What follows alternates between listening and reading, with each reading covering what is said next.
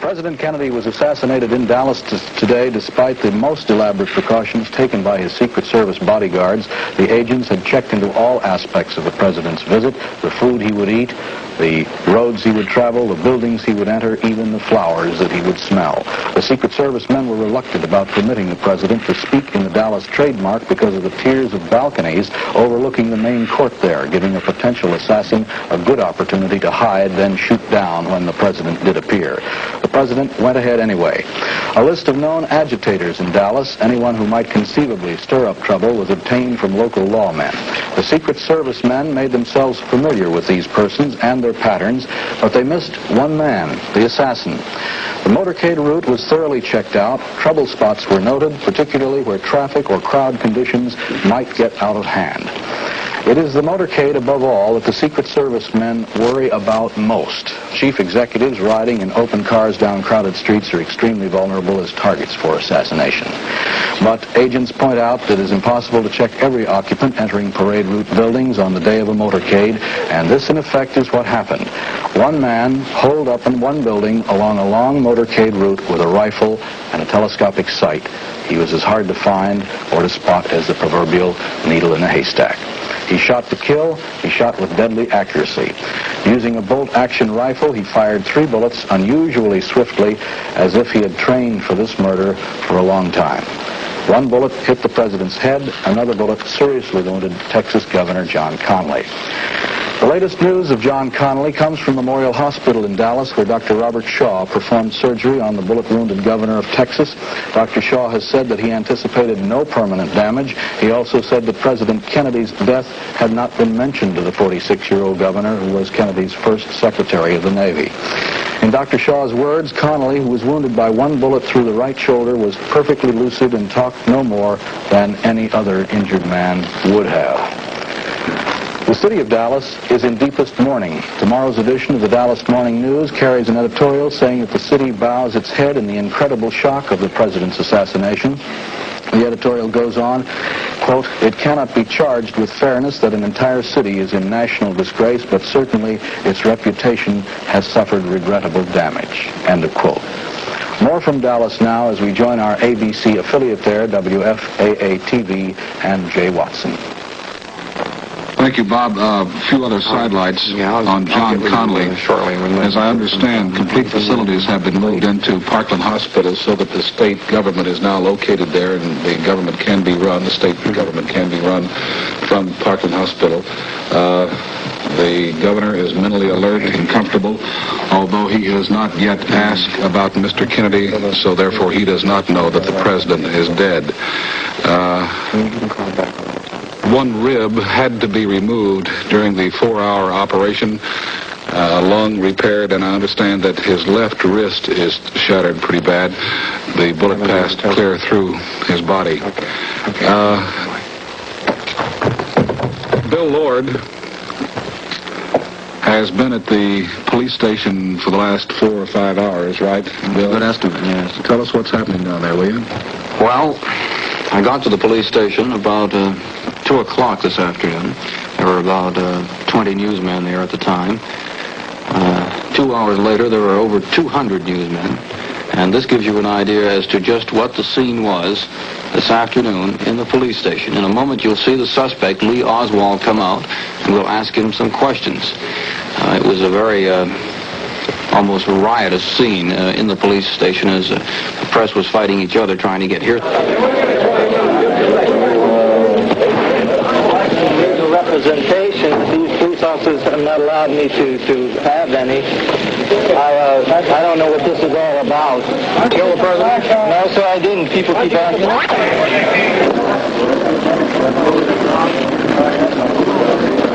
Sir, people keep asking me that, but I knew nothing about it at all. Paul Good is at police headquarters, and he just phoned in saying that the police chief said they are sure they have the right man, yet he is not cracking yet under the intensive questioning. So he's been holding up how many hours now has he been interrogated by the police department? About 4 or 5, 6 hours somewhere. Close to 6 hours, yes. Bill, where were you? Tell us about where you were in Dallas today and what the reaction was. Well, I was here in Dallas today, right here in the studios. We had been planning extensive coverage of the president's trip to Texas, and I just been looking at some of the tape fed in from the airport on Dallas's welcoming of the president, which was very warm to say the least. And we heard about it. We ran over to the sheriff's office, which is right near the spot. In fact, it's only a block away from where the president was assassinated. And everyone we talked to couldn't believe that this had happened. Yet it had, and the sheriff, all were very disturbed that this had happened in Dallas, and that it had happened at all. Were you at the police station long enough? Did you see the suspect long enough to get an impression of what he was like? Did you feel like that the man was possibly deranged? Did he act, well, outside of it? This would be difficult to estimate because we only saw him, we did see him about 4 times, a scene like that repeated over and over again as they bring him down from the city jail to be looked at by people who witnessed the assassination. Was he by himself? Does he have family with him? Or? His wife is there. His wife is a Russian-born, now American citizen. She speaks nothing but Russian, and they were having difficulty interrogating her. His face was all bruised up. And police indicate that this occurred when he tried to fight off arresting policemen at the theater after he had shot Patrolman Tippett. And he has been charged for murder of Patrolman Tippett. And sources at the police station expect that before midnight or certainly before sunrise, if they have any additional positive clues, then he will be charged with murder of the president. What about the police departments? You were talking with them and visiting with them. What is their attitude about the assassination? Is there, the feeling of dejection? Did you have any personal comments or angles from any of the policemen? I spoke to several, and all they said was, we gave the Secret Service more men than they asked for. And no matter how many men we gave them, we couldn't possibly prevent a crackpot from taking the shot that he did. It's impossible, isn't it? Impossible. This is a feed from Dallas, Texas for the ABC network. A few moments ago, Bob Clark, and also with ABC, the same way as Bill Lord here is from ABC.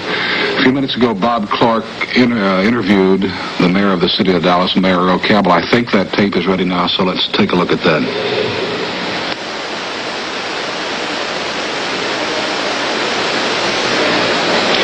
Mr. Mayor, you know the mood of the people of Dallas as well as anyone tonight.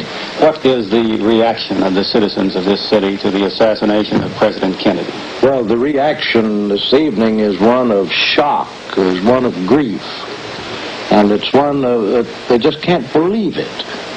Because with the tremendous outpouring of warmth, enthusiasm that was so manifest throughout the entire course of the parade route today.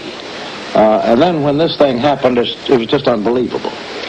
Your police force has done a magnificent job since the shooting this morning. Do you feel that the city did everything possible to give the president complete protection during his visit? There is no question whatsoever in my mind that every possible security precaution was taken. Every off-duty officer was called on to duty. We had several hundred reserves who were on duty.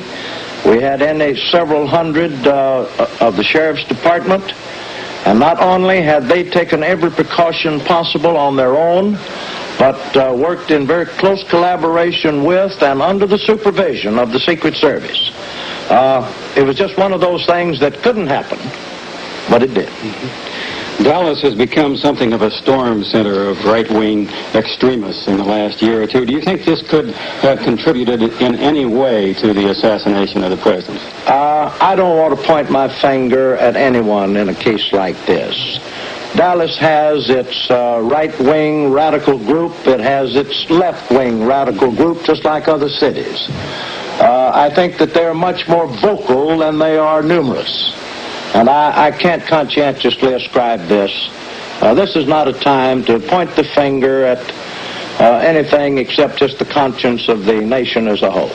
You don't think the type of incident that occurred here recently when Adlai Stevenson was spat upon after a Dallas speech could have contributed in any way to today's tragedy? I sincerely do not believe that it did, because while those people were guilty of terribly bad behavior, I don't think that any one of them involved in that had any criminal intent, nor would they be guilty of anything such as this. I can't correlate the two at all. Mr. Mayor, thank you very much. Thank you for permitting me to be with you. Bob Clark and Mayor Cabell, Mayor of the City of Dallas. Bill, before we kick it back to New York, how about a wrap-up of what's happening now at the police department? Where it stands now, Lee Oswald, who is 25 years old, is accused of murdering first a Dallas policeman, and secondly, they are working very hard at making a case against him for killing the President of the United States. And that's it. And that's quick enough. A sideline, a few minutes ago, I talked to one of our reporters who came in, and he said that there are hundreds and maybe, he said thousands, I would imagine there are hundreds of people out in their cars driving around the area. The city of Dallas is milling around, particularly in the area where the president was killed. There are traffic jams all the way through. The entire city is still in a state of shock. That's it for now. We will keep you up to date. Back to New York. Thank you, Jay Watson, Bill Lord, and Bob Clark in Dallas. And here in New York, some useful background commentary now toward our understanding of the sometimes politically volatile situation in Texas and in Dallas, too, from my Texan-born colleague, ABC's Murphy Martin. The fact that Texas has more electoral votes than any other southern state, 25, this does not reflect the entire inner struggle for political domination there. Until 1952, Texas had always been considered a Democratic state. After Governor Allen Shivers led the conservative Democratic elements of the state into the Eisenhower fold in 1952, the battle between liberals and conservatives grew more intense. And in addition to liberals and conservatives, extremist groups were suddenly more in evidence. The John Birch Society and the National Indignation Convention were among the groups heard from most often. Before the 1960 election, Mr. and Mrs. Lyndon Johnson narrowly escaped injury when they were mobbed and spat on in the lobby of a Dallas hotel where Mr. Johnson had gone to speak. But although many liberal Texas Democrats were not strong supporters of Mr. Johnson being placed on that 1960 Democratic ticket, the Democrats regained the state's electoral votes with a popular vote plurality of 46,000 over Dick Nixon out of more than 2 million votes cast in 1960.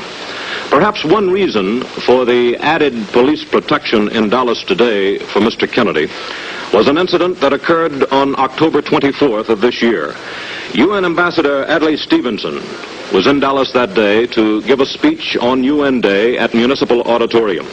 After being booed by the audience, certain members of the audience, he made the speech, and when leaving the building, he was spat upon, jeered, and one woman picket hit him with a sign. At that particular time, as officers moved in to apparently arrest the woman, Mr. Stevenson said, "Don't arrest her.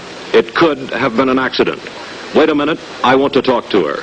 He walked over to where officers were holding the woman and asked, "What is wrong? What do you want?" The woman replied, "Why are you like you are? Why don't you understand? If you don't know what's wrong, I don't know why. Everyone else does." Mr. Stevenson replied, "Just don't hit anyone." Stevenson said that he did not want to send them to jail, talking about the demonstrators. "I want to send them to school."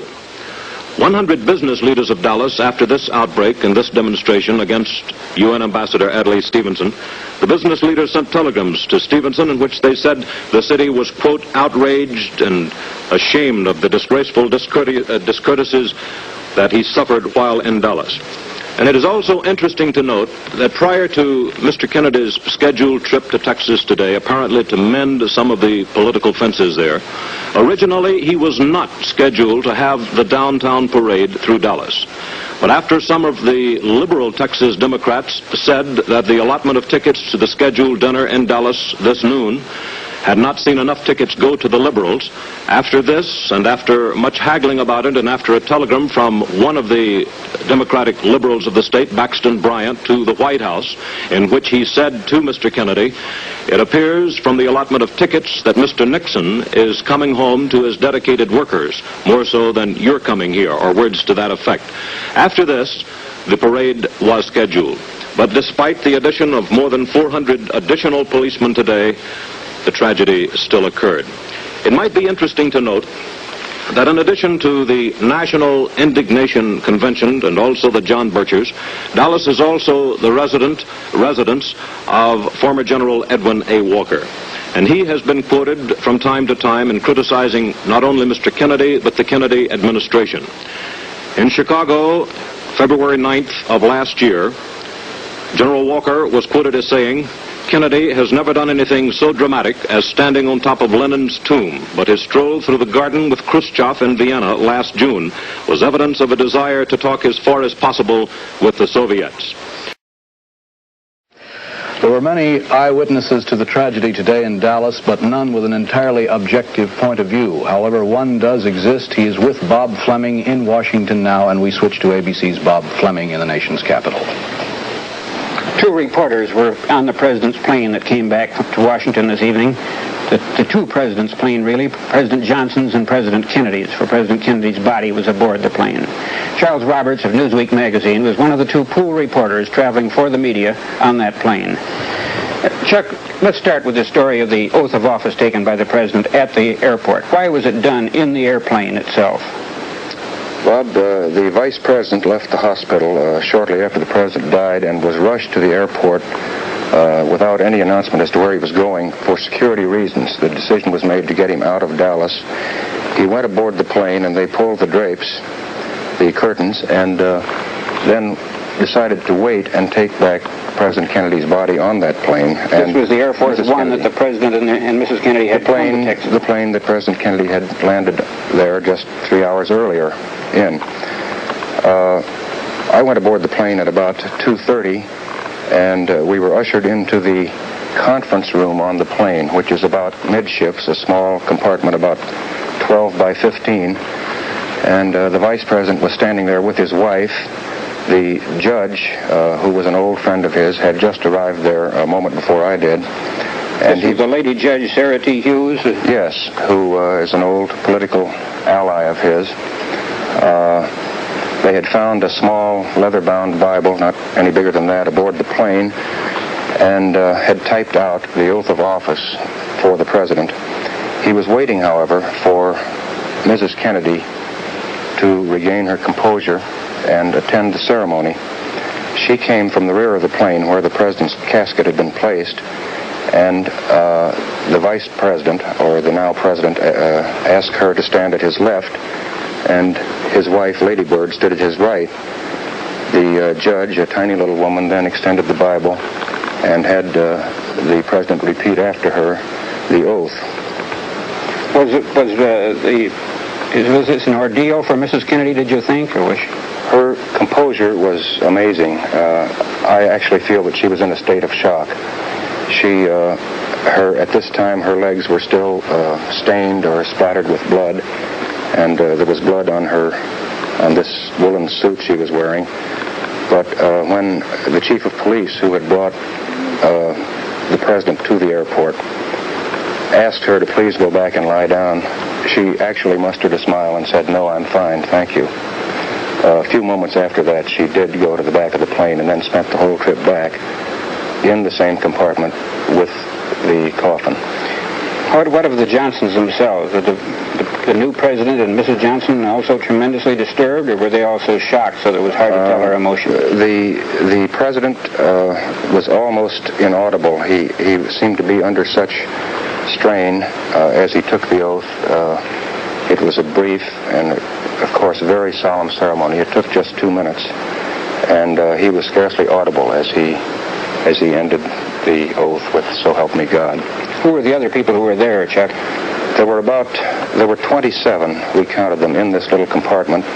There were 3 Democratic congressmen from Texas who had been making this hedge-hopping trip with us, and some Secret Service agents, and a number of White House staff officers, Kenny O'Donnell, Larry O'Brien, the President's Air Force aide, his military aide, and they had brought Mrs. Kennedy out, or ridden out in the hearse with Mrs. Kennedy. Was there any word, Chuck, on where the Johnsons' daughters were? I haven't any idea.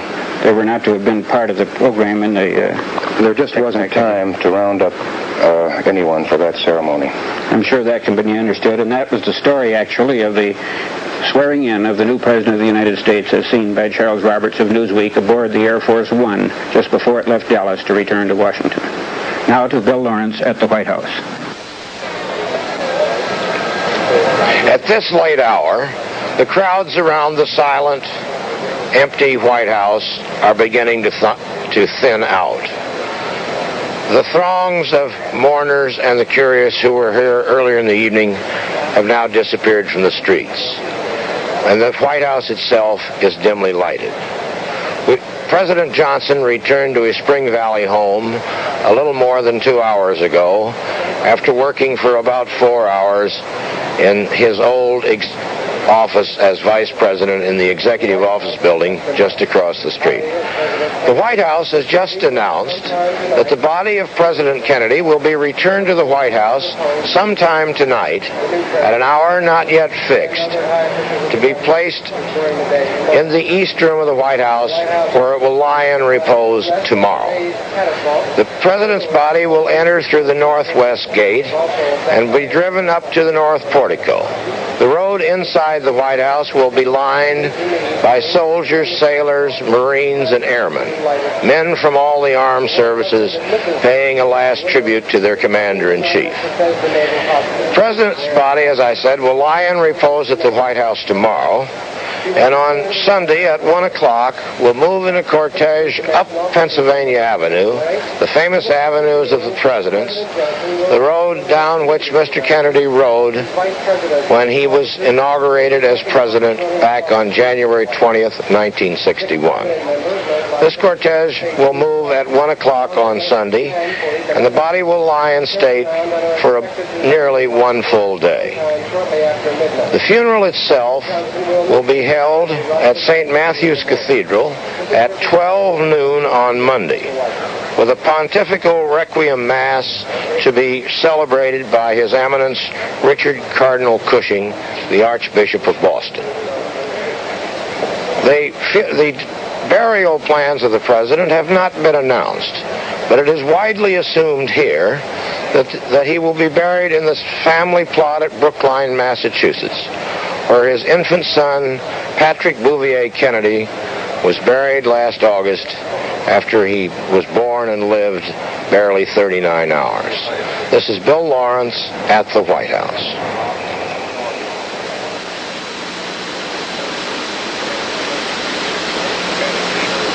The grief of his death until the day of ours. And all men everywhere who love justice and freedom and peace will bow their heads. At such a moment, one can only turn to prayer. Prayer to comfort our grief, to sustain Mrs. Kennedy and his family, and to strengthen President Johnson and to guide us in time to come. May God help us all. Mr. Governor, have you met with President Johnson yet? No, I've just arrived from New York and been... Thank you very much, sir. That was the statement of our UN Ambassador Adlai Stevenson immediately on his arrival in Washington from New York. The priest called to administer last rites of the Roman Catholic Church to the late President Kennedy said tonight that he administered the sacrament conditionally because he didn't know whether the president was alive or dead. Father Oscar Huber of Holy Trinity Church said that when he entered the emergency room at Parkland Memorial Hospital shortly before 1 p.m., that was Central Time, a sheet was drawn over the president's face. He He raised the sheet to anoint the body with the holy oil of the sacrament of extreme unction. I couldn't tell whether the president was alive, the priest said. He said he did not know the exact time he entered the room. Father Huber's a native, by the way, of Perryville, Missouri, said he gave conditional absolution of sins to the president, administered conditional extreme unction, and gave the president an apostolic blessing, all rites of the Roman Catholic Church. Now more on the suspected assassin. His name, once again, Lee Harvey Oswald, 25 years old, an ex-Marine who once announced that he would give up his American citizenship to become a Soviet citizen. He's an admitted Marxist, and this late word, police say that it has been officially, or definitely rather, established that Oswald was in the building from which the assassin's bullets were fired. Police say he was in the building at the very time when the president was killed. This in connection with all the other evidence amounting against Oswald at this moment, the fact that he was arrested with a pistol in a theater, the fact that he was identified as the man who shot down a police officer who attempted to question him on the street.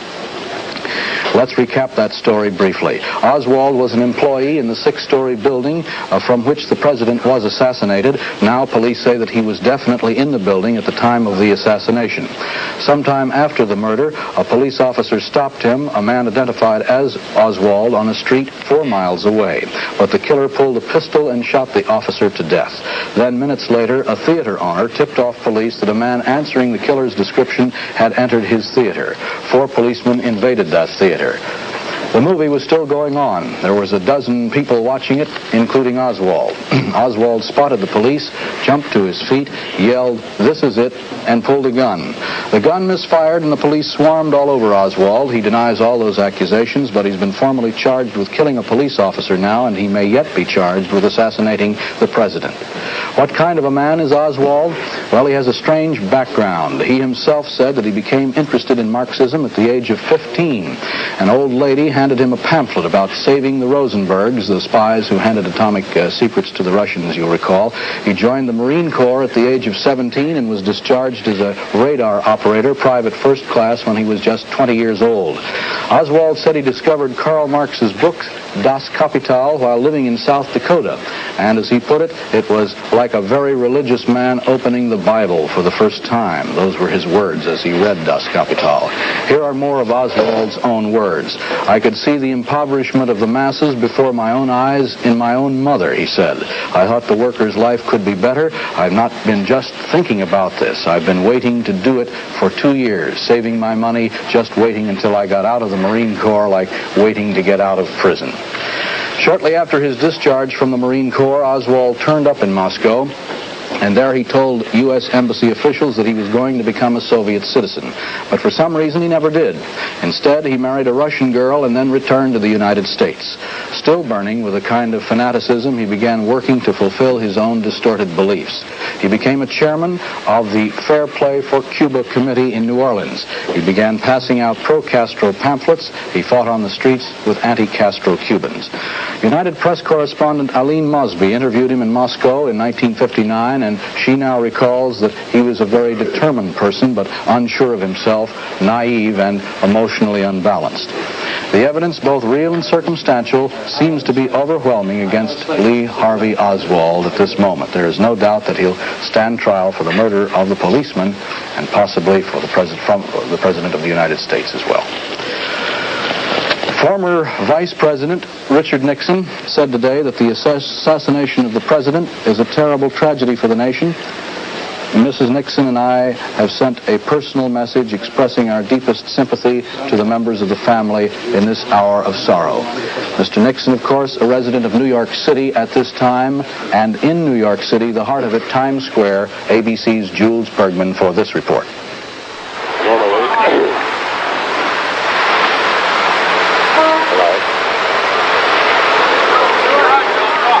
Normally, Times Square at this hour would be packed with tens of thousands of the after-theater crowd. Tonight at this hour, it's almost empty. This city is a portrait in sadness. The feeling here is almost as if it were doomsday. Tens of thousands of people milling about in distraught confusion have now drifted homeward in sadness. Sadness and grief and anger are all mixed here in a darkened Times Square and in the hearts of those who are still here. The only real lights are the aircraft beacons, almost indiscernible from the Empire State Building, and the headlights of autos and buses as they pass our cameras here. Theaters closed, even movies closed, marquees darkened. Cars and buses still roar by, but traffic is lighter than usual, though crowds up to now have been heavier. There is a sense of loss. People are wandering the streets, police told us, confused and searching. Hotel lobbies have been empty, and restaurants almost deserted all evening long. It's like the night before the world came to an end. People are neither excited nor complacent. They are so stunned as to be almost left without emotions here. You don't begin to realize what the president was in the hearts of these people, what he stood for as a man and as a symbol until he is gone. That's the message we gather from this crowd here in Times Square.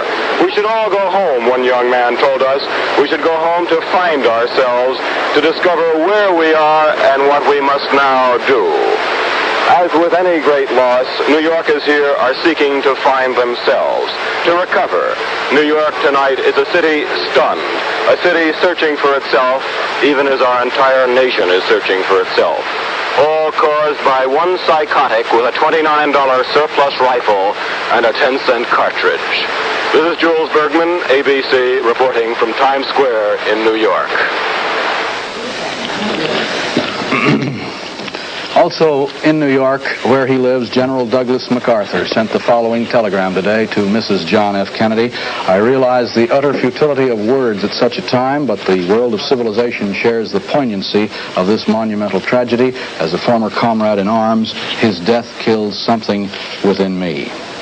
And Senator Barry Goldwater, already touched himself by a family death, called President Kennedy's assassination a profound loss to the nation and the free world. The Arizona Republican issued a statement on arrival in Chicago, Muncie, where he'll attend funeral services for his mother-in-law on Saturday. It is both shocking and dreadful, said the senator, that a thing like this could happen in a free country. Asked what effect the assassination would have on his political plans for next year, the senator replied, "This won't affect my plans. I don't want to discuss it now. This is certainly no day to even think about politics." Newsmen said that Goldwater appeared extremely upset, even angry. They reported Mrs. Goldwater as obviously having wept considerably today. Goldwater said he'll return to Washington tomorrow morning after the funeral of his mother-in-law, Mrs. Ray Johnson. The three living former presidents expressed shock and grief at the death of President Kennedy by an assassin's bullet. Harry S. Truman said at first that he was too shaken to comment. Later he said, "I'm shocked beyond words at the tragedy that has happened to our country and to President Kennedy's family today." Herbert Hoover, who was president from 1928 to 1932, said he loved America and has given his life for his country. Dwight Eisenhower, who preceded Mr. Kennedy in the White House, of course, said in a statement, "I share the sense of shock and dismay that all Americans feel at the despicable act that resulted in the death of our nation's president." Eisenhower and Hoover were both in New York City, Mr. Truman at his home in Independence, Missouri. Mr. Truman at least will be on hand in Washington over the weekend before services start for Mr. Kennedy on Monday. The United States Secret Service, about which we talked and about which Jim Haggerty, who has had particular acquaintance with them as former press secretary to former President Eisenhower, has feared a motorcade assassination attempt more than anything else. It's been the guardian of American presidents for 61 years. In private conversations and in books published by top officials after they left the service, agents admitted that chief executives riding in open cars down crowded city streets were at their most vulnerable as the targets of assassination. Grieving most tonight, Mrs. Jacqueline Kennedy, and here in our studios in New York, Lisa Howard with a portrait of Mrs. Kennedy. Jacqueline Bouvier Kennedy is no longer the First Lady of our land. She was our First Lady just 6 weeks shy of 3 years, but she has, without question, left her indelible mark on history. The daughter of a socially prominent New York family, Mrs. Kennedy led the life of a wealthy Eastern debutante and had absolutely no interest in politics. But with her marriage to then Senator John F. Kennedy on September 12th at a large, formal, very social wedding at Newport, Rhode Island, she was thrust onto center stage and the spotlight burned fiercely. Her radiant good looks, her charm, her elegance, her special flair attracted international attention from the moment her husband was elected to the presidency of the United States. The late president once said that Mrs. Kennedy's interests were aesthetic and cultural, and her life in the White House reflected that assessment.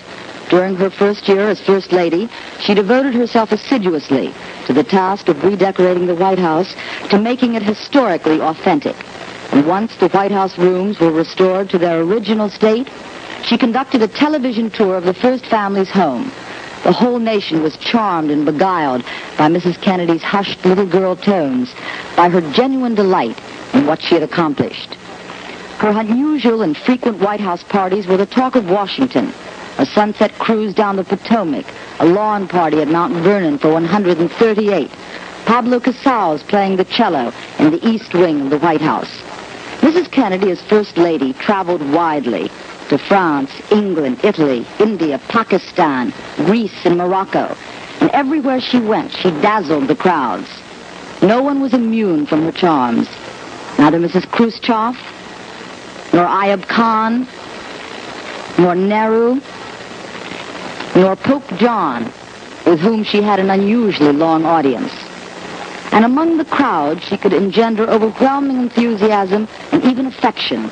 Her comings and goings in the capitals of Europe and Asia were followed by sometimes hysterical cheers and promptly reported over half the world. Her role on these travels was unique in American history. Often alone, without the president at her side, she received the endless bouquets from children, attended state banquets, waved to the massed throngs, always cool and elegant, always refraining from making any political comment. No American First Lady in history had ever traveled about in quite this capacity, for it was a purely ceremonial and decorative role. But she generated enormous goodwill for our country everywhere she went. When she lost her third child, Patrick Bouvier Kennedy, after only 2 days of life, the whole country felt a wave of sympathy as she emerged from the hospital at Otis Air Force Base hand in hand with her husband. Mrs. Kennedy often made known her dislike of the unrelenting attention attendant upon her comings and goings, the constant surveillance of reporters and photographers. And in all fairness, it must be stated that she did not court all that press attention. It courted her, attracted by her unique beauty and special radiance. But despite her desire for a private life, Mrs. John F. Kennedy now departs the White House, one of the most photographed women in the world, a public personality in her own right, a woman historians are not likely to forget.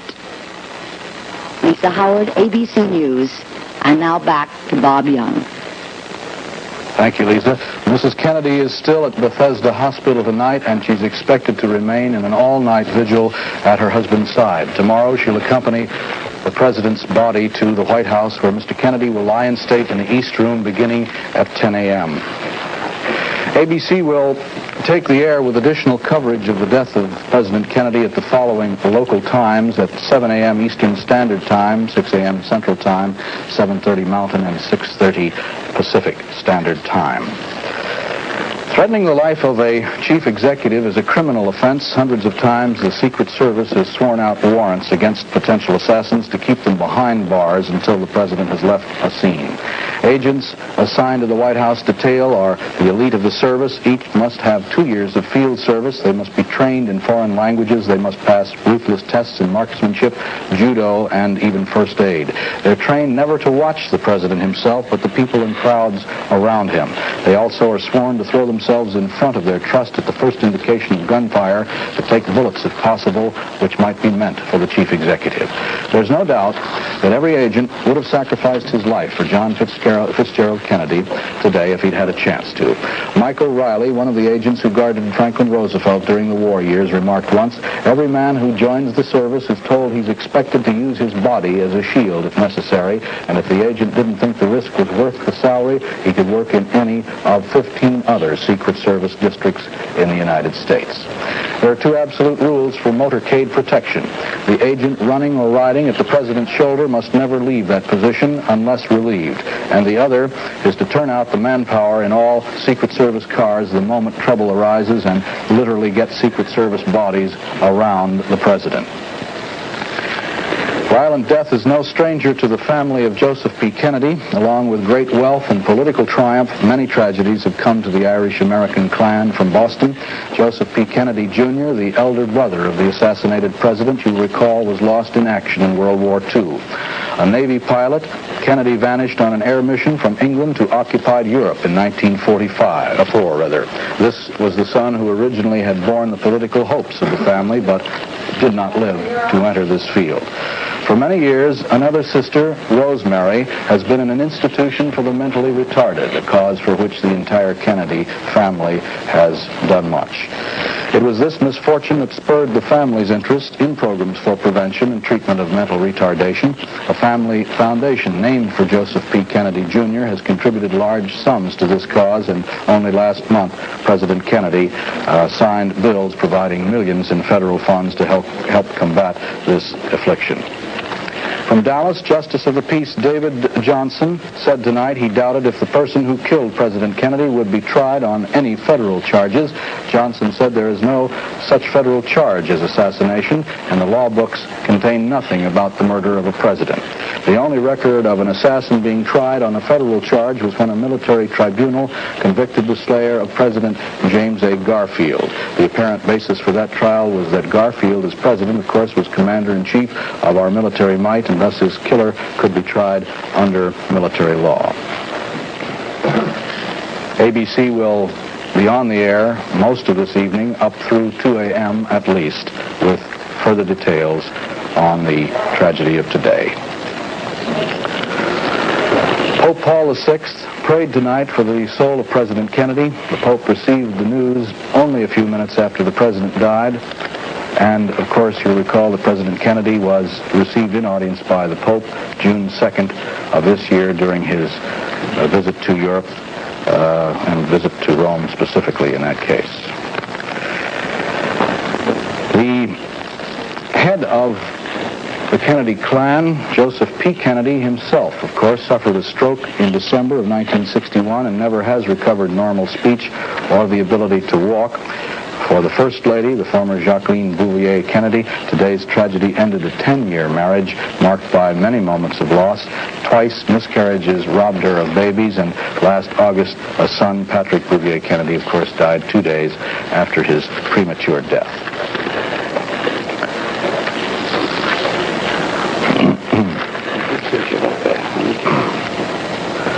The latest news on Governor John Connally of Texas from Memorial Hospital in Dallas, where Dr. Robert Shaw performed surgery on the bullet-wounded governor, is that he had anticipated, Dr. Shaw says, no permanent damage, but he also said that President Kennedy's death had not been mentioned to the 46-year-old governor, who was Mr. Kennedy's first Secretary of the Navy.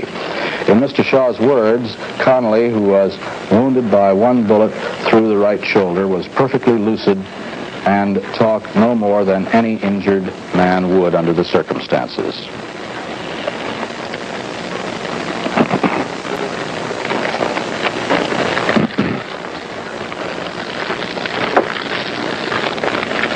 Stay tuned now for an ABC News special on President Lyndon B. Johnson. I can't, geez, you gotta do better than that.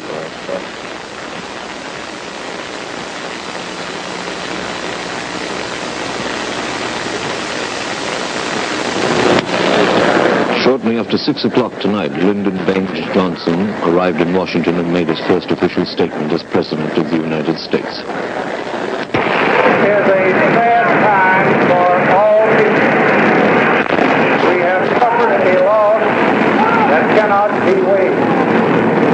For me, it is a deep personal tragedy. I know that the world shares the sorrow that Mrs. Kennedy and her family bear. I will do my best. That is all I can do. I ask for your help and God.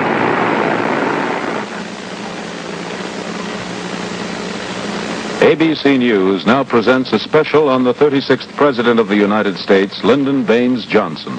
Here is ABC News correspondent John Secondary.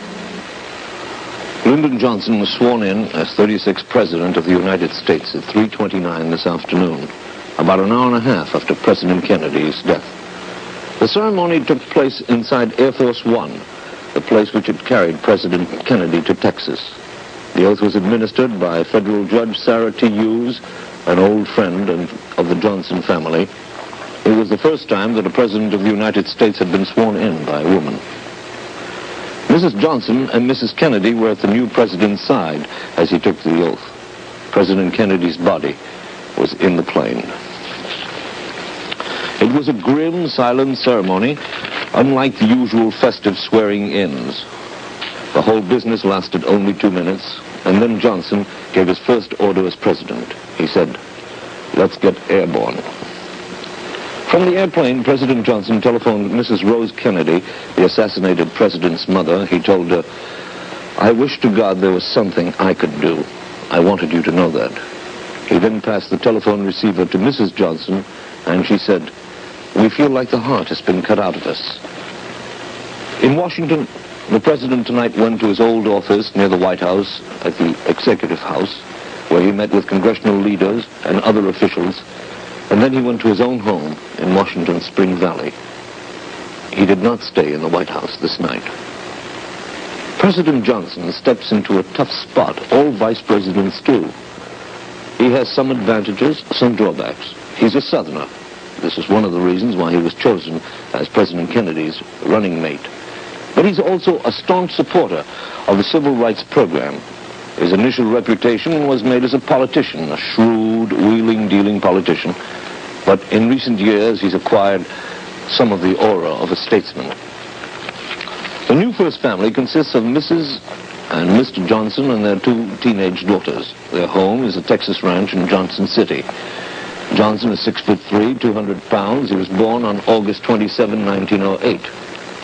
Mrs. Johnson was born Claudia Alta Taylor in a town called Carmack, deep in East Texas. A maid, when she was a baby, referred to her, "She's as pretty as a ladybird," and since then the name has stuck. She is now known and has always been known as Lady Bird. Their 2 daughters are Linda Bird and Lucy Baines, and all 4 Johnsons have the initials LBJ. In fact, the initials are something of a family totem. Johnson was elected to Congress in 1937. His grandfather, very proud, said of him, "He'll be a senator someday." And in fact, in 1948, the prophecy did come true. Johnson was elected to the Senate by a margin of 87 votes. 4 years later, in 1952, then Senator Johnson was chosen by the Senate Democrats as their majority leader, the youngest in history. He was only 44 years old at the time. And when the Democrats came to power, he became the Senate Majority Leader. And for the next 3 terms of Congress, he earned a reputation as a most skilled parliamentarian. In 1955, while in Middleburg, Virginia, he suffered a severe heart attack.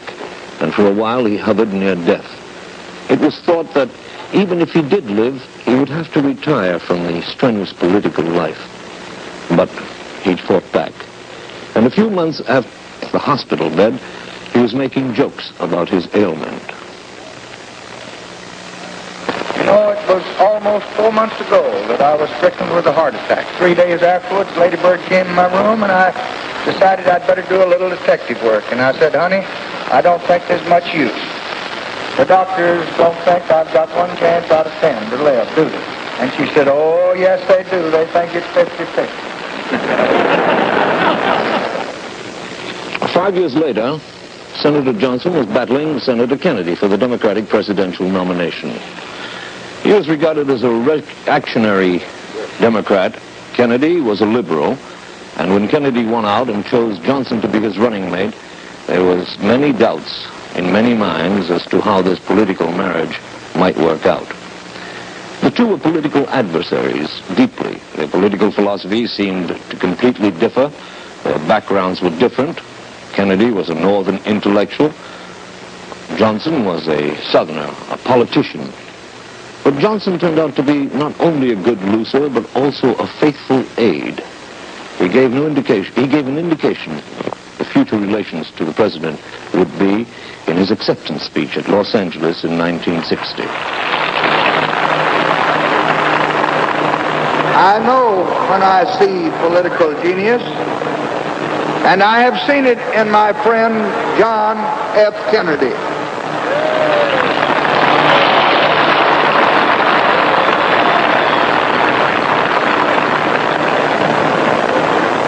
The Democrats of this nation are going all the way with JFK.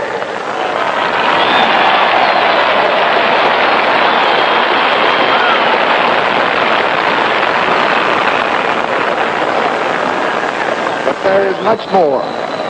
My task in the Senate are the task of leadership, of knowing men, of seeing into them, of knowing what they're made of.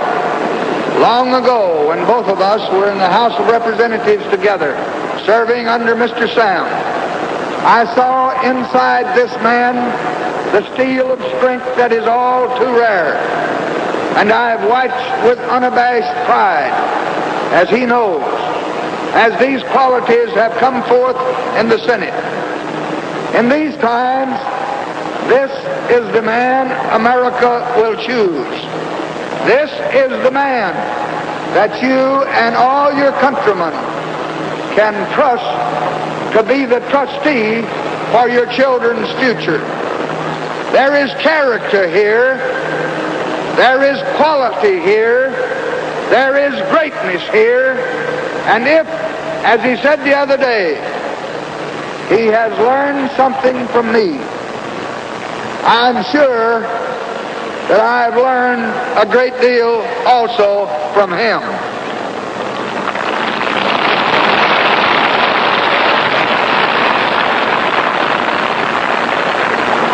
To him, I want to express my gratitude for his confidence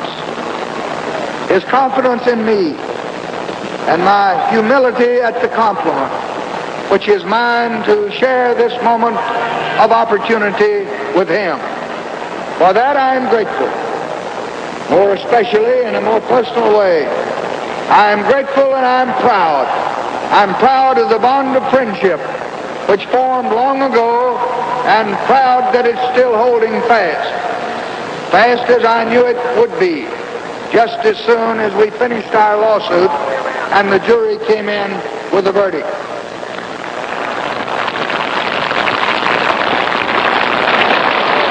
So I say to you this evening, it is this quality of our American life and our American system which more than most any other reaffirms my faith not only in the greatness of the system, but in the greatness of the human race. Wherever he wants me to go, I will go. For the party, for the nation. I will go because I know we both want America to go up the same road toward greatness. Johnson pledged fealty not only to Kennedy the man, but also to the president's policies. Himself a Protestant, he campaigned throughout the country for Kennedy the Catholic, for civil rights, for things that the country was unaware he stood for. He invaded the North, country not particularly friendly to him at the time, and managed to cause some of the doubters to wonder. Here's a section from one of his campaign speeches in New York. Start measuring men's qualifications by their race or their religion or their region. If we can ignore the Bill of Rights, flaunt the Constitution, and say that Senator Kennedy is qualified to serve his country in the House and the Senate and in the service, and break his back hauling his crew members out of the oily ocean to save their life, but he was not qualified to be president because he's a Catholic. Then to follow that logic to its logical conclusion tomorrow, you could say that Governor Ribbentrop could not be governor because he's a Jew, or it would really be a national disaster that I couldn't be a senator because I belong to a Christian church, or that someone else couldn't be a president because he was a Baptist or Episcopalian. And if you did that all down the line and applied the same test to each church, you'd ultimately wind up with no one qualified or available for the presidency except someone who did not believe in God at all, or some atheist or communist. And that's would be doing Mr. Khrushchev's job for him. That's what he wants us to do. Lyndon Johnson as vice president. His friends just couldn't see the bustling senator in that recessive role. How would Lyndon Johnson cope with it? Would he compete with the president, or would he recede so far into the background as to almost achieve political obscurity? That was the question. Well, Lyndon Johnson traveled. He made Wendell Willkie and Richard Nixon, who were earlier globetrotters, look like pikers. For instance, this is Berlin, where Johnson brought President Kennedy's message of bear up to Germans living in the shadow of the wall, where he talked with the people and with the leaders. Lyndon Johnson's travels took him north and south, east and west, and he took to varying climes the way a politician takes to groups of minority voters. The big laugh, the big smile. The crowds were even more friendly, if that's possible, in Turkey, that staunch ally on the Soviet flank. And as Lyndon Johnson's motorcade swept through Ankara, they demonstrated that amity. Johnson sometimes had messages of import for the leaders, but the message for the crowds was nothing but amity, and Turkey had We grown. bring to you from the President of the United States his very warm wishes and his personal congratulations. For many years, there has been a traditional friendship between your country and mine. And we have come here today to meet with you, to share with you, to join with you in the pleasure that comes from independence and from freedom. And together we are going to work toward a peaceful world, a prosperous world, where our children can be healthy, our children can be well fed, and our people can be housed and educated. We have the same goals, we have the same ambitions, and by marching together, we shall reach those goals. It is a great privilege to be welcomed in such a manner. I know we will enjoy our visit with you. And Johnson delivered his message to Norway, which gave him a welcome quite opposite its weather. He repeated his earliest performances in Norway, and while the Norwegians enjoyed the tall Westerner, the newspapers back home reported each new success. So Lyndon Johnson evaded obscurity at home, even while traveling to the furthest points of the compass. He shook hands with Antonio Segni and hundreds of other foreign government officials. And he learned how to spell Texas in Greek. And then he returned the favor by giving a lesson in exuberant and not inexpert dancing. Lyndon Johnson traveled. He served the president, and yet he avoided obscurity. One of Johnson's more publicized adventures was his meeting in Pakistan with a camel driver, Bashir Ahmad. Johnson toured Asia, as if he were back at home in Texas, campaigning every minute of it. He met the people, he kissed babies, he shook hands, and when he met the camel driver, he gave him a souvenir pencil and told him he hoped to see him in America someday. That was in June 1961. 5 months later, Ahmad flew to Texas to repay Johnson's visit. He became the most famous camel driver in all of Pakistan. Under Johnson and President Kennedy, the office of Vice President became more than a nothing office. Vice President Nixon, under President Eisenhower, was given more powers than many vice presidents had received before, but Johnson was given even more. Overseas, he was given authority to make agreements. At home, he was President Kennedy's liaison with Congress. He met frequently with congressional leaders, especially when pressure was needed. His years in the Senate stood him in good stead.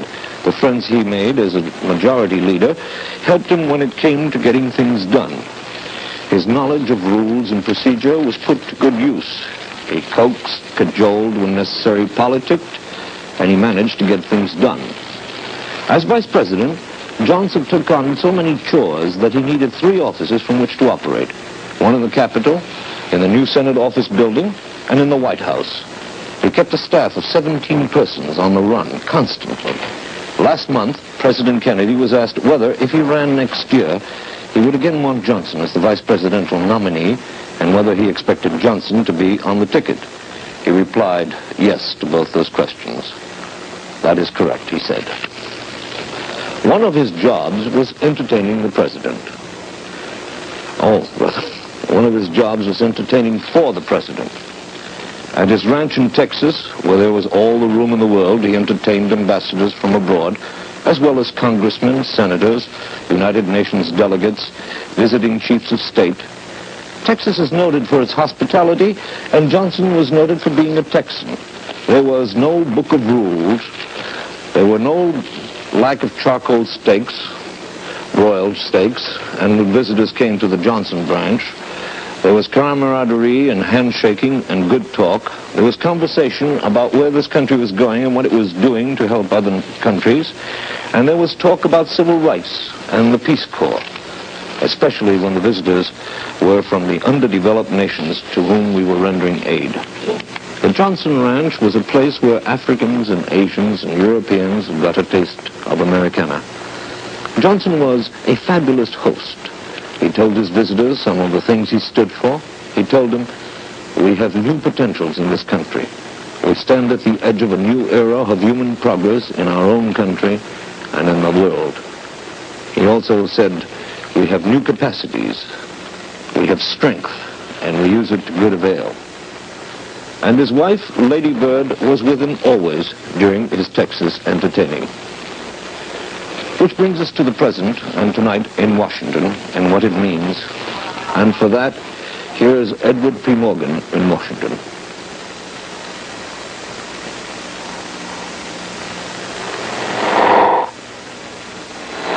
Jet Air Force One that carried President Kennedy on so many of his journeys, which brought President Johnson and President Kennedy's body home to Washington tonight. After a brief statement to the nation at Andrews Air Force Base in nearby Maryland, the new President Johnson shook hands with many congressional leaders, administration officials, and diplomats who had gathered at the airport.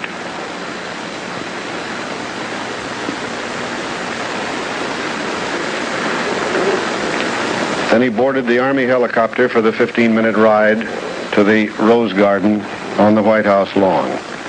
The burdens of his new office, needless to say, were with him on the way, but he was driving already.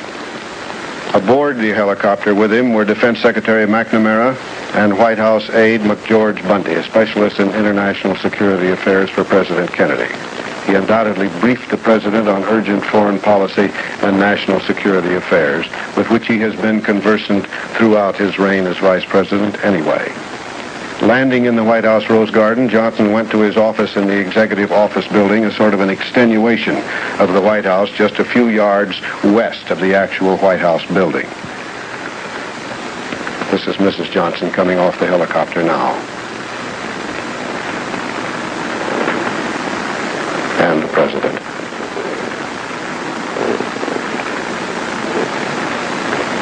The President did not go actually into an office so recently vacated by John F. Kennedy in the White House itself, but to that third office that John Secondary mentioned a moment ago, the one in the Executive Office Building. And here he asked for and received pledges of bipartisan support and cooperation from the Republican and Democratic leaders of the Congress, where he himself had served so long and well, both in the House and in the Senate. Now he has a new and unexpected role. The President had other duties tonight. He spoke on the telephone with former Presidents Truman and Eisenhower, made a date for President Eisenhower to meet him in the White House tomorrow morning at 11:30. Earlier, Secretary Dean Rusk, turning back from a mission to Japan, will see President Johnson at 9:30.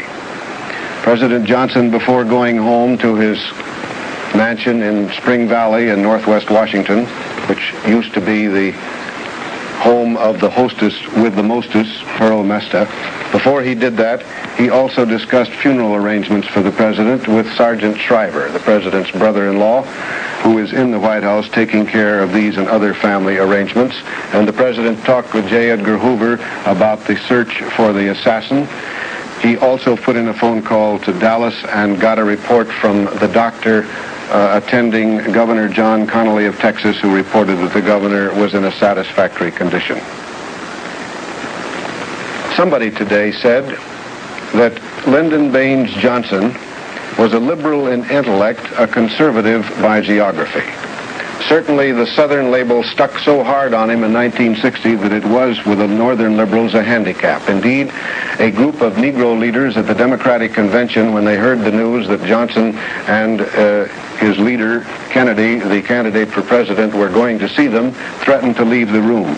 They were prevailed upon to stay, and after the presidential nominee made a few remarks, Johnson talked for 10 minutes and said, "Gentlemen, I know what you think my label is, but I want to tell you that we are going to make more progress in civil rights in 4 years than we've made in the last 100, and come back in 4 years and see if I am not correct." They will come now in less time than that. As a matter of fact, one of the leaders of the NAACP told this reporter after the Birmingham crisis last spring that he had been astounded at the pace and the commitment that Johnson had made for civil rights. There is little doubt that as president, Lyndon Johnson will embrace fully the main program of the Kennedy New Frontier, particularly civil rights and a tax cut. The majority leader is back, somebody said today, with sorrow but with realism. They were talking about Lyndon Johnson, the man who once was called a wheeler and dealer as majority leader of the Senate, who will now lead the Senate and the House, if you please, as president from the White House. He understood, perhaps, the creature of Congress better than John F. Kennedy did. And by that understanding, he may, ironically and paradoxically enough, be able to make Congress move faster on the program that John F. Kennedy himself was trying to push. He will do it under a plea for unity and help. This can be powerful at first. And the hunch of this reporter at least, is that he will keep all of the top executive leaders in the administration, particularly Secretary Rusk and Defense Secretary McNamara. There has been a certain coolness between him and Attorney General Kennedy, but that is a minor aspect at this point. He may get a 2 or 3 month honeymoon, but then will come the terrible strain of '64. A rifle shot in Dallas this afternoon changed the whole presidential campaign picture on both sides. Secondary reported that the president had a massive heart attack in July '55. What has he done to protect himself? He has quit smoking. Somebody asked Lady Bird Johnson, if he doesn't protect himself more than that, who does? And she said, God, I guess. This is Edward P. Morgan in Washington. It seems appropriate to end our special report on the 36th President of the United States with the first official statement of Lyndon Baines Johnson as President on his arrival in Washington after the horror of Dallas. It is a sad time for all people. We have suffered a loss that cannot be weighed. For me, it is a deep personal tragedy. I know that the world shares the sorrow that Mrs. Kennedy and her family bear. I will do my best. That is all I can do. I ask for your help and God.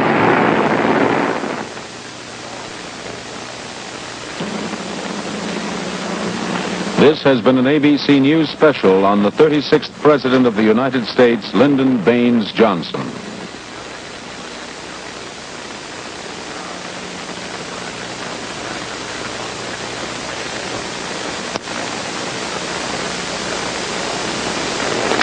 Administration officials indicated that it would be a couple of hours after midnight before the late president's body arrives at the executive mansion. An honor guard of soldiers, sailors, and Marines will line the White House drive when the body is brought through the northwest gate there. The hearse will go to the north portico. Another part of the honor guard will line the White House steps, the lobby, and the hallway to the east room. In that room, which is the biggest one in the White House, an honor guard will be posted throughout the night, and 2 priests will kneel at stations adjacent to the bier on which the president's body rests, and they'll pray throughout this night.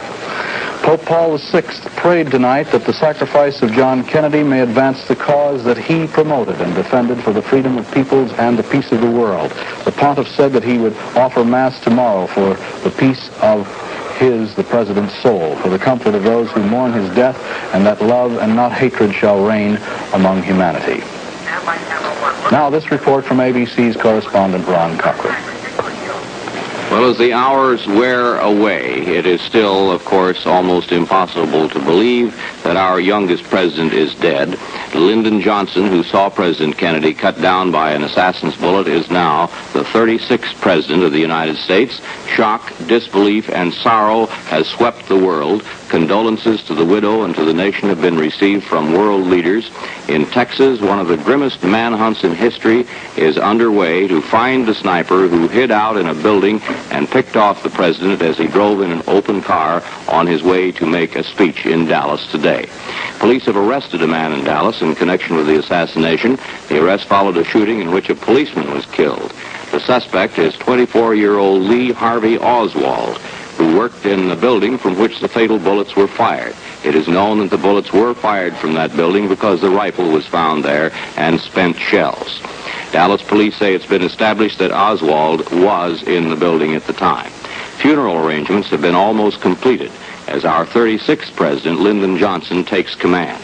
ABC's White House correspondent Bill Lawrence has developments in Washington.